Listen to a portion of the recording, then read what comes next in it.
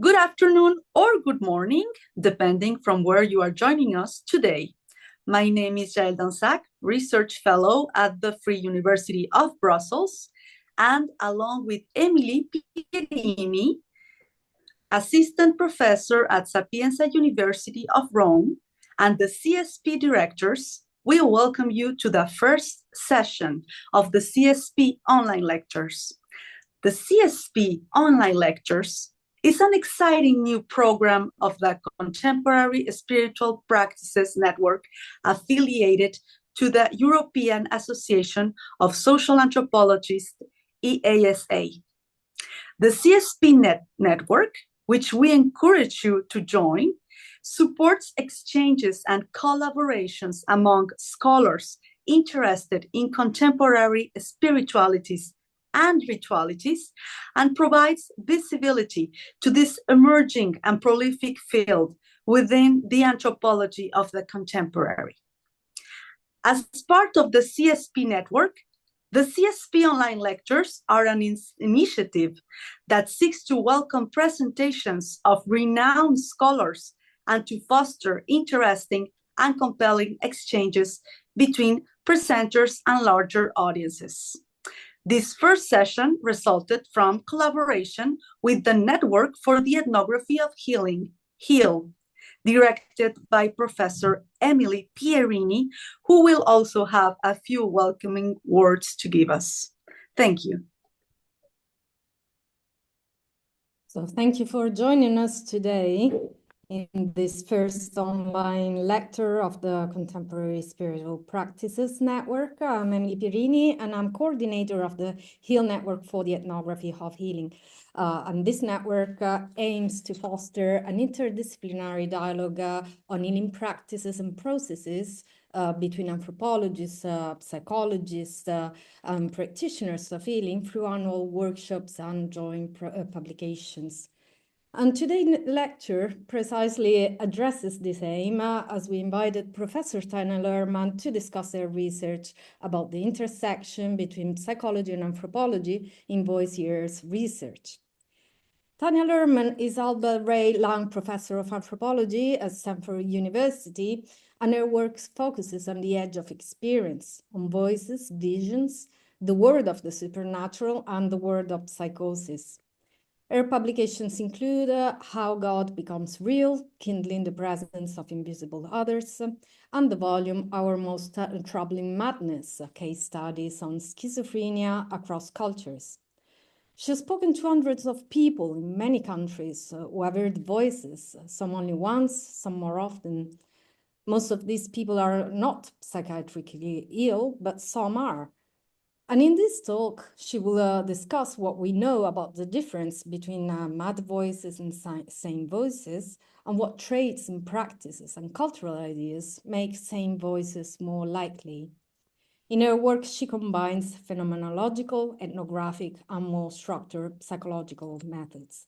So we're pleased to welcome Professor Tanya Luhrmann. It's such a pleasure to be here. I see some friends in the audience, I don't know, someplace. And so it's a pleasure to be here. I'm going to talk for about half an hour and try to kind of focus on the methods while talking about what I think I also see. So I'm going to begin by sharing my slide. Do you see the slides? Yes. Okay, excellent. And now I will begin to time myself. All right. So I'm going to focus on voices, which for you is in some sense an outcome of spiritual practices. So it's an experience of feeling the presence of God that people often seek when they are engaging in some kind of ritual activity. Okay, so a voice is the experience of being spoken to in the absence of a human speaker. This is our kind of rock star in the domain of voice hearing, Joan of Arc. These are sort of, I think, the observers from a secular perspective, however you understand the ultimate source of the voice. These are thoughts that come to feel not me and not entirely inside. The experiences have always been with us. We see indication of voice hearing in the cuneiform tablets. They matter because they are evidence of spirit. They are often the best evidence that people have that an invisible being is present. So this is, they speak, you know that they're there. This is the angel Gabriel informing Mary that she will bear the Son of God. Yahweh spoke to Abraham. Gabriel spoke to Muhammad and delivered the Quran. Jesus spoke to his disciples after his death. That's how they knew he had survived. These are first-person evidence of the presence of spirit. These experiences have mattered in history. So Joan was rendered so confident of her purpose that she was able to walk into the court of the King of France and demand an army from him, which he gave her. She won a battle, may have saved her kingdom. Augustine changed the course of Christianity because he was struggling in his conversion. And a friend came to visit. He was overwhelmed by the friend's account of the Desert Fathers. He ran into the garden, threw himself at the foot of a fig tree, and heard God speak, and that enabled him to convert. And again, his conversion changed the course of the religion. A little closer to home, Martin Luther King Jr. was at the edge of the Montgomery bus boycotts when there were death threats against his family. He thought of withdrawing. He sat at his kitchen table and prayed, and he heard God say that God would be with him, and he went forward. Voices matter to more ordinary humans. Something like 50 to 80% of people who have lost somebody that they love will hear, feel, or see the person that they've lost in the months after their death. Depending on how you count, you can get rates of roughly 10% to even 80% who will say that they've had some kind of experience that felt sensory but was not from a material source. This is an example of the kind of thing that somebody had said to me. This is a young woman that graduated from a reasonably good college. The best job she could get was kind of working in the local 7-Eleven in the morning. And she said to me when I spoke to her, one morning this woman came in. She looked like she'd been up all night. She looked like it had been rough. She threw her stuff on the counter, 2 6-packs of Miller Lite, some cat food, and a food product of some sort, donuts, I think. And she looked at me and she said, "Hey, can you get me a carton of cigarettes?" And I'm thinking, excellent, this is what I want to be doing with my life. So I turned around, I rolled my eyes, and I started thinking my judgmental thoughts. In that moment, I literally heard the voice of God say to me, "Do not judge this woman. I have created her in my image and I love her." And poor woman, I almost fell over. I'm like trying to give her change, and I'm like, whoa, the voice of God spoke to me. I've been changed ever since. So we are most familiar with these experiences in the context of psychosis. Roughly 1% of the general population experiences what we call schizophrenia.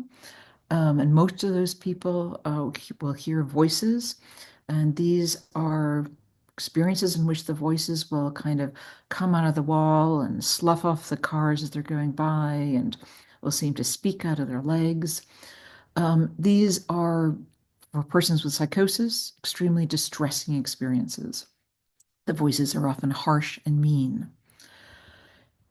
In this science, or in the world of psychiatric science, some people have argued that all of these experiences come from a continuum of psychosis, that in effect, somebody with serious psychotic disorder has a ladle of whatever it is that causes these experiences, and maybe Martin Luther King had a little drop. That's not my intuition.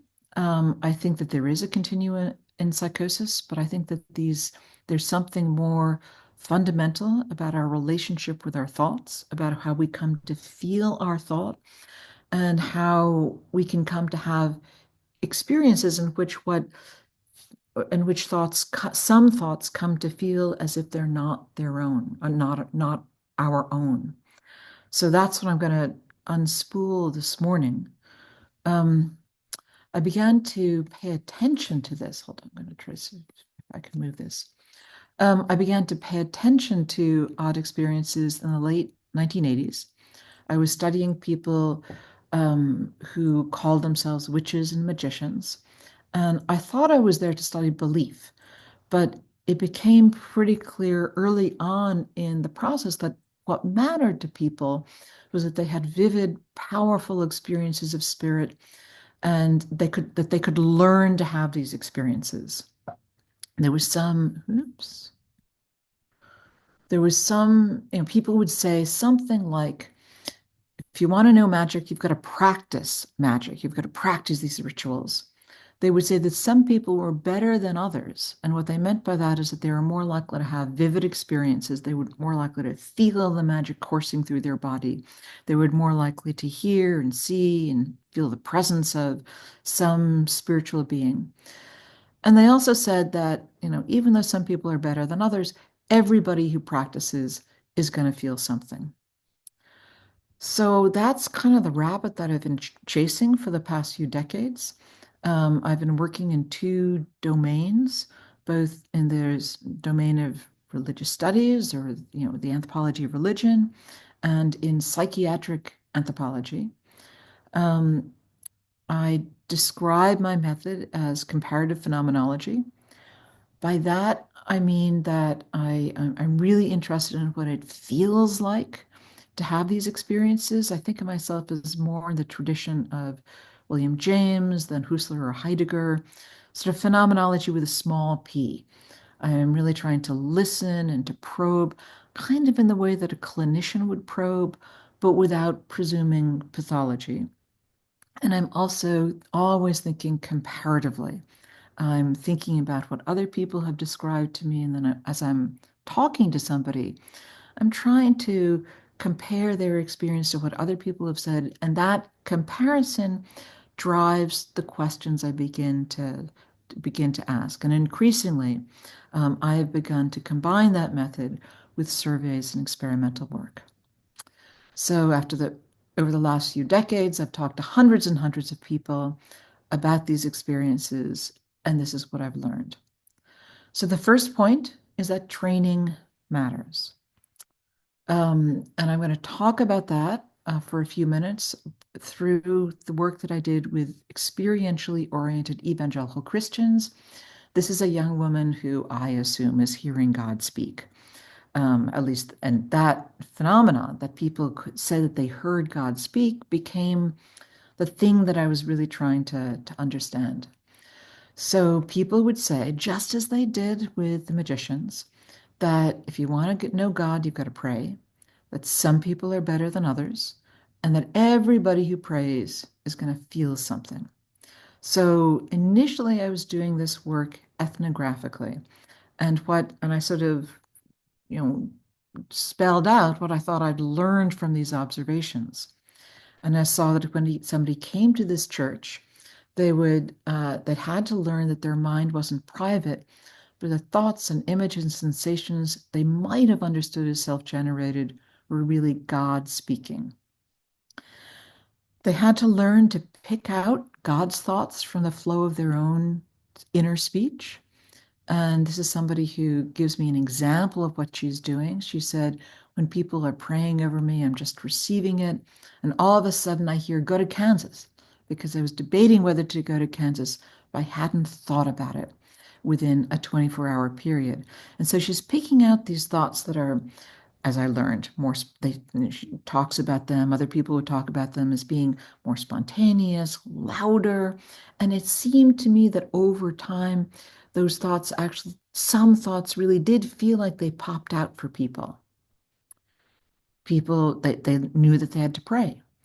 And what they were doing when they were praying was kind of what the magicians were doing. They were sitting by themselves or with other people, closing their minds. They expected to have some kind of experience. They were using mental imagery cultivation. Somebody was like imagining talking to God or standing in the throne room. They were trying to use all of their inner imagery. So, the person in the throne room is trying to feel the heat of God's power on her cheeks. Somebody can, people, I remember a woman who was sitting on a park bench, talked about feeling God's arm around her shoulder. And they're also doing a kind of as if cultivation, talking to God as if God is there, as if there's an invisible person who was responding to them. And I could tell there was learning, because after some months, people would say things like this: I recognize God's voice the way I recognize my mom's voice on the phone. These experiences are not supposed to be audible experiences of God, but sometimes they are. So this is somebody who said, well, the Lord spoke to me clearly in April, like May or April. And I say, you heard this audibly? Yeah. Were you alone? Yeah, I was just praying. I wasn't praying anything really. I was just thinking about God, and I heard start a school. So one of the things I've been doing recently is looking for other kinds of settings in which people have these vivid experiences. You can actually see this training effect without the presence of God. These are people so there's a group of people in the corner of the internet, maybe 30,000 of them, who call themselves tulpamancers. They're trying to create tulpas, who are invisible friends. And they use these same techniques of mental imagery cultivation, as if cultivation. They talk about just narrating their day to their invisible friend, and they download these manuals that teach them how to experience their tulpa, and the manuals instruct them to use mental imagery cultivation, to look at the face, to look at the ears, to spend hours really trying to have an inner sensory experience of their tulpa. And just like the evangelicals, they say that with time, they begin to have the distinct sense that an invisible being is present and that the being responds. They focus on the tulpa with their minds and their senses. They behave as if the tulpa were there, and it comes to feel to them as if their tulpa emerges from their thoughts and becomes a distinct being that's autonomous and independent. And periodically, the tulpa will speak or behave in a way that feels as if it has true sensory content. They hear, they feel, they see. Okay, so I'm primarily doing field work with this work. I interview people, and increasingly I'm adding experiments. So I did an experiment, or I did this randomized controlled trial, more or less, of prayer practice to feel more confident that this cultivation practice changed experience. I've teamed up with a neuroscientist, and we've been working with tulpamancers and actually doing some fMRI scanning. I don't do that work, but we interviewed together and we worked together on the project. Okay, another piece, the second point, I began to explore this observation that people said that some people are better than others. And so I was kind of looking around many years ago for ways I could try to defend my intuition, because I was talking to some psychologists. They were kind of skeptical of my claim. They said, you have anecdotes, you don't have data. And so I was ferreting around to see if I could find scales. And I bumped into this absorption scale, and it has been really, really interesting. And I should say that what's interesting to me is that it's not only that I found the scale and it supported my ethnographic intuitions. I found the scale and now I have all these new puzzles to try to unpack. This is a scale, it's 34 items. You give it to somebody and they say, this statement is true or false for me. And one of the most robust observations is that for Christians, for non-Christians, in the United States, out of the United States, my undergraduate students, the more truths somebody writes down on this scale, the more They report that they've had a vivid, they've heard a voice when nobody's been there. They had a vision. They had a sense of presence. They had some kind of vivid, unusual, supernatural experience. And again, and I've done this, in different populations again and again and again. So this is something we can talk about. But this is just like the observation that surveys can be interesting and useful. And they're out there. You can sort of, if you have an ethnographic intuition, you can search for a scale, and it can give you more confidence in your intuition. And then it gives you more puzzles to unravel, like what exactly does that absorption scale pick up? I've been working with a collaborator, Kara Weissman, and she is the statistician. I mean, I've learned some statistics, but she is the statistician. And we think that there are two factors in the absorption scale which happen to resonate with what I see in training, which is I think there's an interest, in intense sensory experience, inner and outer, and a kind of an as if willingness to experience before you judge. Okay.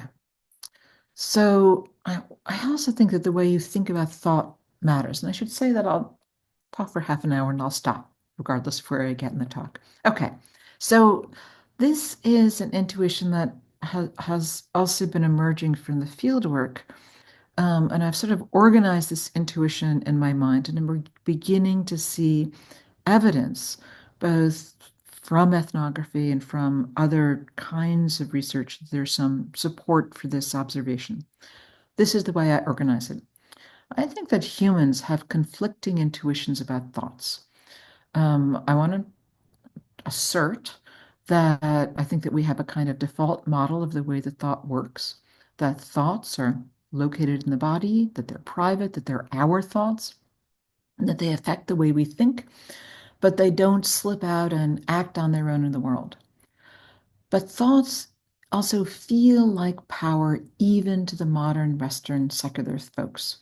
So we can talk at times as if we feel so much love that the love is bigger than we are, or as if we're overwhelmed with anger, sometimes as if the anger welled up out of nowhere, as if it's not our own.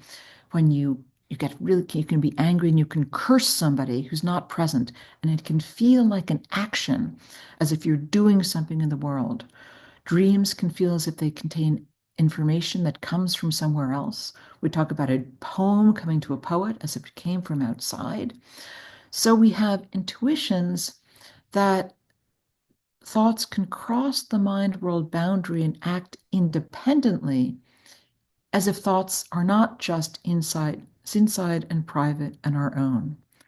And I think that these porous intuitions can be elaborated in some social worlds into ideas like as if cursing does have supernatural power, that prayer does affect the world directly, that healing somehow does, that thoughts somehow have the power to heal if they're thought by special people who learn special kinds of skills. I'm going to talk about this as porosity, the idea that the mind-world boundary is permeable in non-ordinary ways. And so this was one of my big comparative projects that I ran between 2016 and 2019. I worked with a team of highly capable field workers and psychologists. We worked in 5 parts of the world. The intuition was that there is something about the way that people think about their mind, or the cultural ideas that elaborate understandings of the mind, and spiritual experience. And we did these open-ended, long interviews with people who were deeply committed, folks who were deeply committed to their faith. We trained research assistants to stand online with members of the general population and did 15-minute interviews with them, and we did surveys.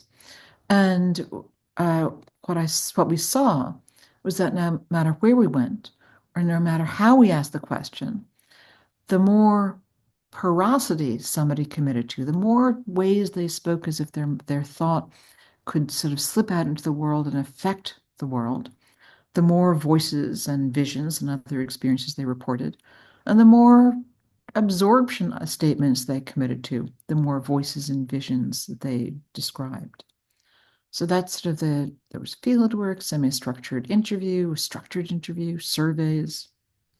Okay. So this is what I think is true. This is the theory I'm trying to defend, that there's a story about proclivity, an individual trait, which is how caught up in your imagination you can be, how absorbed you're able to be. Some kind of story about how committed somebody is to cultural ideas about whether there's a porous boundary between the mind and the world, and some story about practice, which includes some kind of mental imagery cultivation and some kind of as-if experience, probably with the expectation that the practice works. These factors make it more likely that thoughts will be experienced as not your own and not as inside you. So I think this is a story about a non-mad pathway, that something about attention to inner mental events leads to some of those events. Hard to say which and why, but it leads to some of those events seeming to be more external and more in the world real. And there's more of a sense that some thoughts move in and out and become more or less sensory. Okay, so let me return to psychosis for 8 minutes and say first that in the other work I've been doing alongside this work on in the general population, I've made an argument that culture shapes the voices of madness. And so I've done this in a number of different papers and studies at this point, actually in 6 parts of the world. But the first was this paper that I published in the British Journal of Psychiatry. I was working with colleagues. We were working in California and in Accra in West Africa and Ghana, and in Chennai in South India.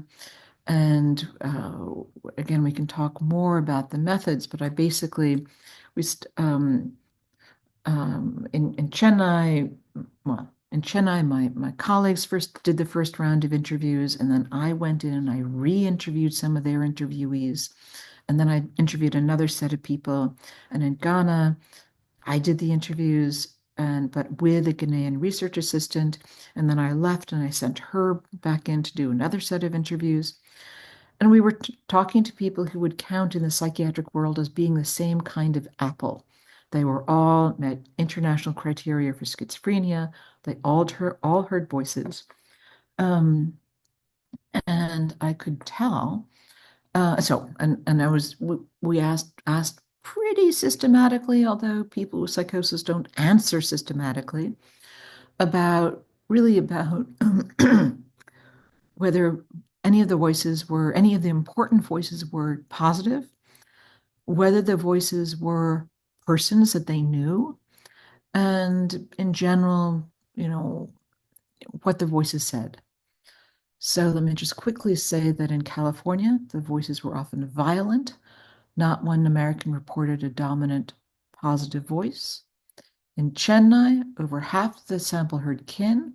That was not the case for the U.S. sample. Only 3 people heard people that they knew in the U.S.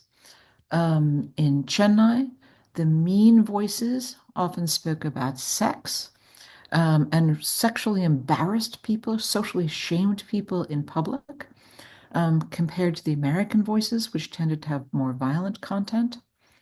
In Accra, over half the sample heard God. And often people would say things like, if I didn't have God by my side, I couldn't cope with being in the hospital. And there was some story here that I'm not going to properly describe, in which I think that there is a different invitation in the way that people think about thinking that plays a role in these experiences.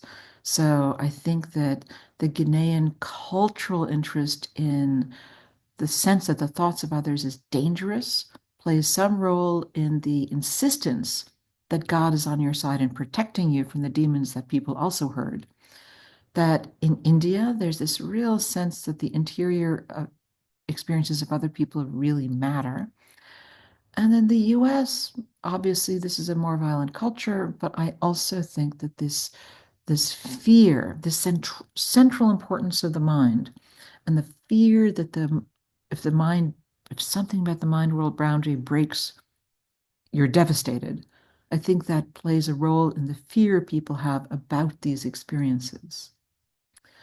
Okay, let me just take a few minutes to say one more thing, which is that I think in this work that training and practice may avert illness, psychotic illness, for some people who are vulnerable.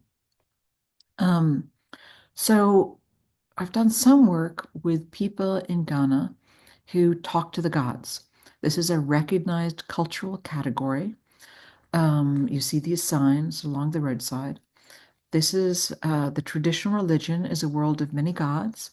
It's kind of like voodoo, Bahia, Candomblé, Santeria. There's a sort of these many, many spirits that the expert develops a relationship with. There's a story in which this is the kind of the cultural model that the person who becomes an expert will be called by the gods in their late teens, early 20s, kind of around the time that many people are thought to develop, have their first psychotic episode if they're going to develop schizophrenia. And the cultural story in Ghana is that when the person is called, often the call is out loud, and then the person behaves very, very weirdly for a while. People think that they're crazy. This is part of the cultural expectation of what happens. They are then taken for training. And in the training process, people will say, you've got to learn to know, to hear the gods speak clearly. You've got to distinguish between the gods and the demons. And you have to learn to be possessed by the gods. So there's a dissociative practice. And people will say that if you don't go for the training, if you're called and you don't go for the training, you will go mad. So I did this work. This was part of the Mind and Spirit Project. This is the Ghana team. They were systematically doing these rich, long interviews with Okomfu. And I forgot to say in the Mind and Spirit Project, when we were doing the rich, long interviews, half of the group was experiential evangelicals and half of them were something else. And in Ghana, the something else were these Okomfu, these people in the traditional religion who talk to the gods. And so they found for me a group of people who said that God spoke audibly at least once a week, which is relatively rare in the general population to have an auditory experience once a week. First thing to say is that it turned out that a lot of people who were Okomfu did not hear God speaking audibly that often. Some of them didn't hear God speaking audibly at all, or didn't have many God speaking experiences, even non-audible, but some of them did.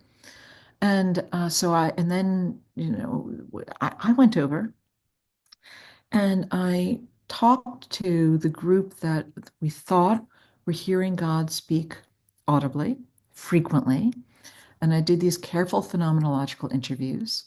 And then at the end of that, I played this track that represents the experience of hearing psychotic voices in the United States. We translated into Fante. But let me just play you 45 seconds of this. Let's see if this works. You are the one. I came for you. I came for you because you are the one. It's you. You are the one I came for. Stop. You are the one. It's you. It's you. Look at your eyes. Your eyes are full of disgust. You smell. You are disgusting. We're looking at you and seeing you and seeing everything you do. And you are disgusting. Yes. Stop it. Stop it now. Don't touch that. Don't touch it. So what I saw in this small group of people was that there were at least two kinds of responses. I would ask people, is this like what the gods sound like to you? And I thought that there were people who said, yes, that's exactly who the gods sound, how the gods sound. Those people were also more likely to have a pretty compelling story of how the god called them. Like they would say, oh, my mother thought I should go to the hospital. But then my aunt said, no, send me for training. They still had a lot of auditory experiences, as far as I could tell. They had a lot of demon kinds of experiences even now. And they were very clear that going for training had lessened the presence of demons. So that was, well, I was really confident about 3 of them. I thought it was more or less true for about 6 of them. I thought there were other people who spoke as if they were hearing voices, but they weren't really. They didn't really have auditory experiences. They didn't have much of anything. And those people, they listened to this track and they said, those people are weird. That I don't know, that's a convocation of witches. I've never heard anything like that. I did work in England with mediums where I saw a similar kind of pattern. And so there were some people who seemed to be hearing voices, and they learned about mediumship, and they decided that was so cool. And they went into the mediumship training, and their voices got kinder and better. And they were very clear that the training changed their experiences of the voices. And there were other people who were just like, they seemed to think that they didn't actually have these psychotics-like experiences, but they learned to have the sense that that the dead were talking to them. So I want to float the idea that there's some story here about these prayer-like practices also changing the experiences of persons with some kind of psychosis. It clearly doesn't work for everybody, and it clearly doesn't work for everybody all the time. And it's really hard to prove this. And so I sort of think of myself as kind of doing some rank speculation. That observation matters to psychiatrists and neuroscientists because there are all of these emergent non-pharmaceutical treatments for schizophrenia that are emerging now, in fact, mostly from Europe, that seem to be highly promising, that are structured in ways that are not unsimilar to the kinds of things that the Okomfu are doing. The broader point, and this is where I'll end, is that I do think that this work suggests that it's possible for people to learn to experience some thoughts as not me and not inside, and that if humans do so with the intent of experiencing an invisible other, they can make that invisible other feel real. And I'm not opposed to the idea that God is also speaking, but I also want to say that at least in the proximate instance, I think that humans have a relationship with their own minds, and they can use that relationship to make it feel as if an indivisible other is there. And I just think that's kind of remarkable. That was the most moving thing I saw in Christianity, that people can come to feel as if the God who speaks back is a social relationship for them. And I think that it suggests that voices are not only a sign of madness, but evidence of the human capacity to heal themselves from within. So let me stop on that note and end the show. Actually, I'll stop sharing. And I'd love to hear what you think. Thank you so much, Professor Luhrmann, for this presentation. I have a brief I would like to share. While I do this, I encourage all the participants to write their questions or comments in the chat. I will try, if the time allows us, to read them all so we can benefit from Professor Luhrmann's insight. So as we could see in the presentation, voices can be understood as manifestation of the divine, of invisible beings, and other realities. These manifestations seem to become real or are experienced by people mainly through their body and their senses. In my own research on somatic experiences in pagan practices, participants recount feeling, hearing, or seeing invisible and visible non-human participants. For many people with who you talk, as in the case of evangelicals, training becomes very necessary to learn how to recognize the voice of God. It seems that there must be a sort of tuning of the senses to be able to hear, feel, and see the divine, and it's necessary to progressively recognize its specificities to make the difference between the voice of God and the participant's own voice and own thoughts. Similar considerations on the importance of practicing and training can be found among participants of different contemporary spiritual practices, such as shamanism, paganism, or mind-body techniques. So as you showed through numerous examples, in some cultural settings, the voice of God may be perceived as violent, kind, or it can be a whisper or a loud voice. Could you tell us more on how voice hearers' experiences are shaped by the person's cultural setting? So it's a great question. I do think that these sort of these expectations about how thought works has an effect on the vividness of people's spiritual experience. It doesn't mean it determines it. But I think there's a combination between the expectation, what the social world tells people about who the God is, the individual's preference, as it were.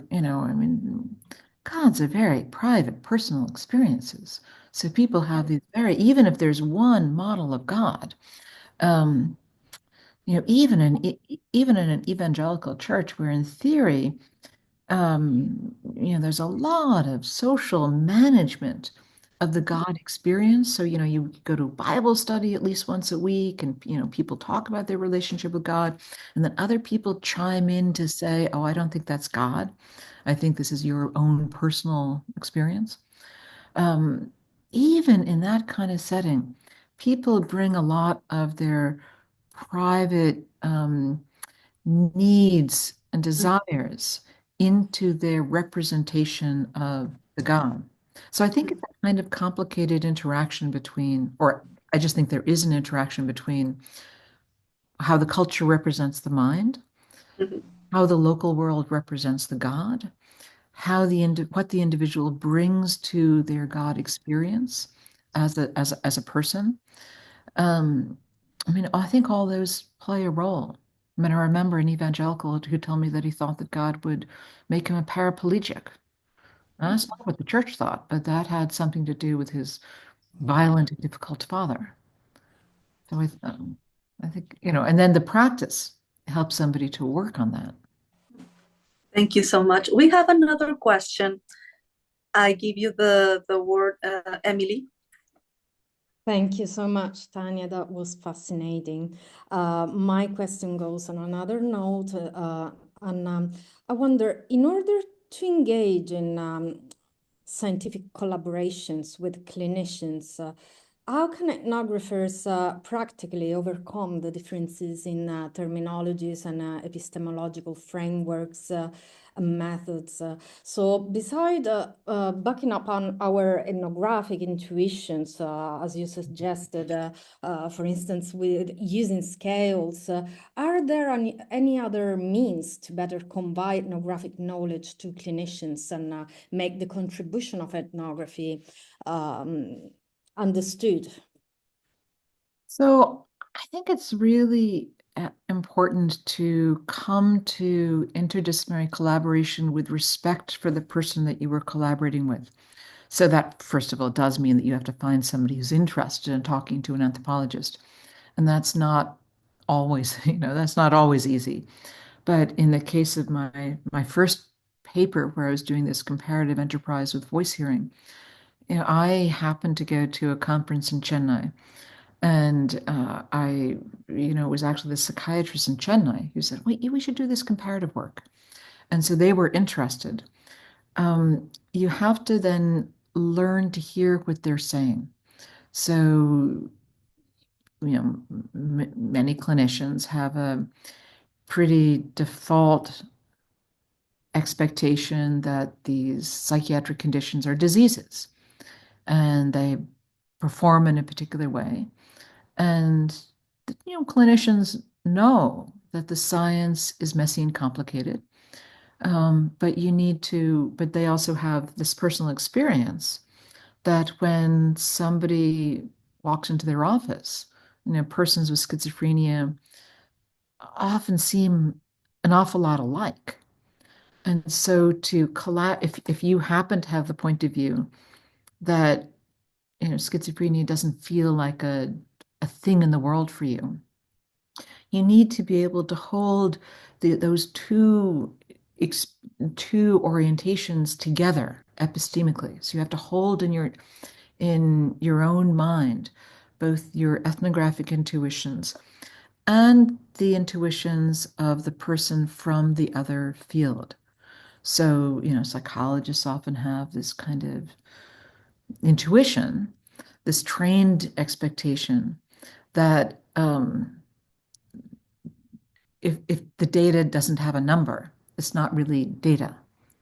And so you need to kind of hold that. You need to kind of understand why that matters for them and how that can make sense, because it does make a certain amount of sense. We are individual people. We do have a lot of anecdotes. We have deep trained experience, but we could be wrong. Most science is wrong. And so if you can sort of start with that kind of, ascribing humility to your interlocutors and to your collaborators, and starting with some humility about yourself, it makes it a little easier. And if I may ask you to address the differential diagnosis between schizophrenia and shamanic or other spiritual experiences versus a more representational, symbolic approach that they see these two interpretations as two faces of the same phenomenon. How would you address this differential diagnosis according to your ethnographic fields? Well, so what I think, there's a long debate in anthropology about whether the shaman and shaman-like people are really persons with schizophrenia, and persons with schizophrenia, if they were not in our world, would just have a much better time. And so what I think I've been able to see is that, it's probably a little bit true that there are some people, some persons with something like a schizophrenia style process who, if there is a social category in which talking to spirits is meaningful and requires extensive training, some persons who might develop schizophrenia will be able to sort of reshape their experience in a culturally more appropriate way. So, though a shaman who has an effective social practice does not meet criteria for schizophrenia because they're successful in their work. You only worry about giving somebody a diagnosis when they are struggling. People around them think there's something wrong, and they end up in a clinician's office. It's actually part of the criteria that the person has to be having real problems. And I think that if you're able to say that the training has an impact, that sort of gives you more confidence that the training shapes individual experience, which is also not something that everybody agrees. So I think it's a kind of cool thing to try to argue for. We have a question in the chat from Liora Sarfati. It says, with a similar focus on phenomenology, I wonder how the interviewees in the different cultures felt about the label of mental illness and how they would define their condition on their own term. So I asked some people that question. So that was a question that was in my kind of interview protocol, for want of a better word, was sort of near the bottom. You know, I would ask, you know, what do you think causes this? And there were some people in Chennai and in Accra, and I don't think we got to that question in Russia or in Kazan or Shanghai or Chiang Mai. There were some people who would generate a biomedical explanation. You know, this happened to my uncle too. It's, you know, it runs in my family. In Chennai, people were more likely to give a family-centered explanation, like that, you know, this happened when there was a fight within the family, and something went wrong, and you know, and they would point to what we would call a psychodynamic cause. The Americans mostly gave a biomedical cause, and so I think that's what I saw. Okay, we have another question from the audience, from Denise Lombardi. It says, thank you so much for the introduction. I would like to have more details regarding, give me a second, regarding the possibility of a continuum between hearing voices that we can say remain within a circumscribed and religious context and the diagnosis of a psychiatric illness. Mm-hmm. So does a continuum exist or not? And how does it work? I also have a second question. Have you also interviewed people who define themselves as atheist and who hear voices? So that's the next project, is to kind of search people who are atheists and spiritual but not religious and try to understand their experiences.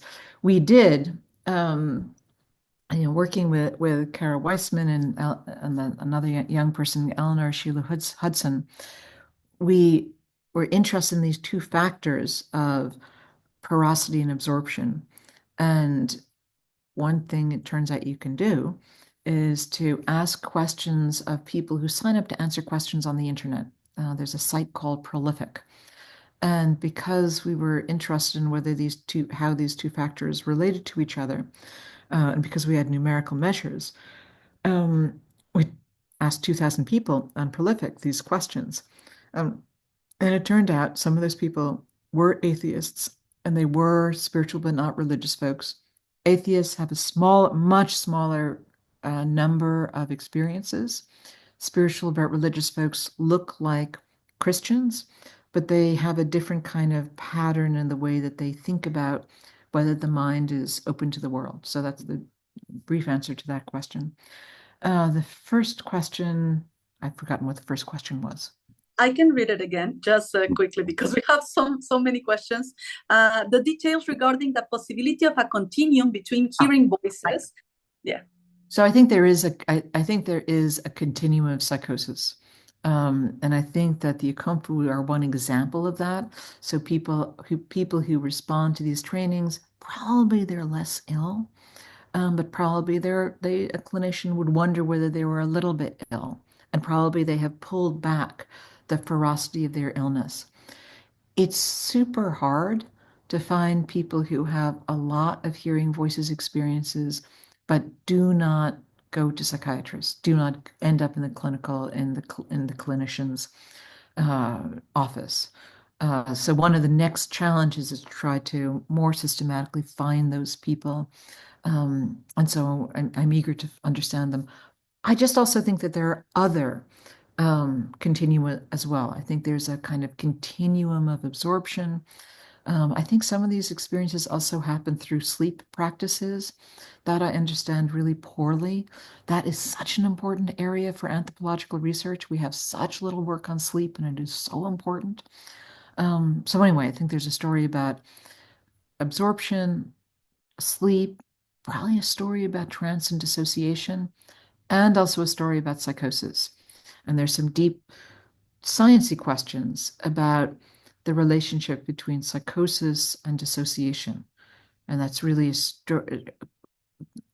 embedded in that domain is a question about how to think about trauma and what trauma makes possible. Anyway, that's would be a quick answer. Thank you. We have a next question. I think it will be the last from Arnaud Halloy. He says, thank you very much, Tanya. How do you think that mind's porosity is closely linked or not to feelings and the way people relate to them?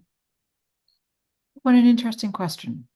As you'd expect from Arnaud.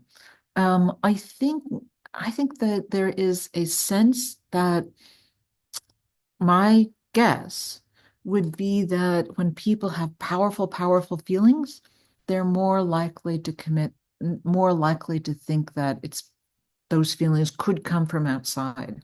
They're more likely to have, a vivid sense that the mind-world boundary is porous. But I don't know. I think that's a really interesting question. Great hypothesis.